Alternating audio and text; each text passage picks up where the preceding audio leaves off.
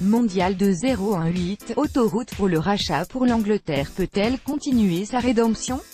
Sereine en apparence et séduisante sur le terrain, l'Angleterre a l'occasion de faire un nouveau pas vers le rachat, en s'imposant sur le Petit Panama dimanche à Nijni Novgorod, midi GMT, au lendemain du réveil de l'Allemagne contre la Suède, 2-1. Un succès contre les Canaleros et les jeunes 3 Lions de Gareth Southgate s'offrirait un billet pour les huitièmes de finale. Il rejoindrait ainsi la Belgique, impériale face à la Tunisie samedi, 5-2, et s'offrirait une finale du groupe G contre les Diables Rouges lors de la dernière journée. Entre la non-qualification pour l'Euro 2008, l'élimination dès les huitièmes de l'Euro 2016 par l'Islande, 0 victoire lors du Mondial 2014 et des performances léthargiques en qualification, il y a fort longtemps que le public anglais n'avait pas eu autant d'espoir. Southgate, en rajeunissant l'Angleterre et en lui donnant plus de libertés offensives, a apporté un vent de fraîcheur qui a balayé, jusque-là, les affres du passé. En Russie, son équipe a pour l'instant séduit, entre son discours détendu, sans prétention, et sa belle performance contre la Tunisie en ouverture, 2-1, son capitaine Harry Kane a été au rendez-vous avec 2 buts, alors pourquoi pas imaginer un joli parcours? On a une équipe qui a faim, qui veut s'améliorer, a assuré Southgate avant le match. On veut montrer aux gens que l'Angleterre peut jouer d'une façon différente. On a des joueurs techniques.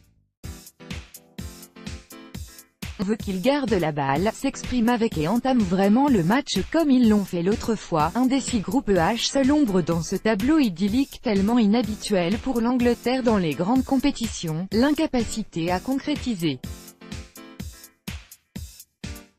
Ce fut inquiétant contre la Tunisie, et Southgate, qui a engagé un consultant spécialiste de la finition pour la Russie, espère bien que les Marcus Rashford, Raheem Sterling et Jesse Lingard vont enfin trouver le fond des filets. On a déjà vu les difficultés qu'ont les grosses équipes, en termes de classement, pour dominer les moins bien classés. Il n'y a eu aucune place pour la suffisance, a lancé le sélectionneur, espérant border tout risque d'accident. Si les Anglais peuvent plutôt sereinement espérer une victoire, les 2 autres matchs de dimanche seront sans doute électriques. En soirée, 18h GMT, le duel entre la Pologne et la Colombie est déjà crucial. Les 2 nations, favoris du groupe H mais défaites lors du premier match, se battent pour leur survie. Dans le stade de Kazan, la rencontre offrira une chance de se rattraper à 2 stars du Bayern Munich. L'attaquant de la Pologne Robert Lewandowski lors d'une séance d'entraînement à Kazan, le 23 juin 2018 copyright AFP, Benjamin Kremel d'un côté, Robert Lewandowski, idole polonaise et meilleur buteur des qualifications européennes, était resté muet lors de la défaite contre le Sénégal, 2-1. Il n'a pas oublié comment jouer au football, a prévenu son sélectionneur Adam Nawalka. De l'autre, James Rodriguez, à peine remis d'une blessure au mollet gauche, avait été transparent après son entrée en jeu dans le revers contre le Japon, 2-1.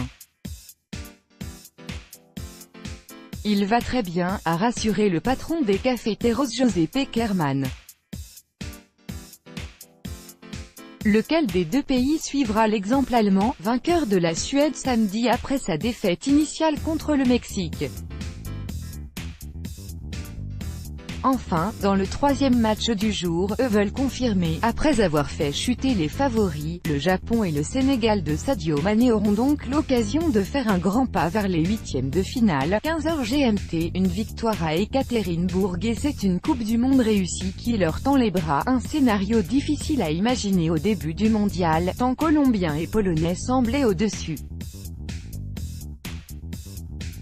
Mais, en Russie, les favoris sont à la peine.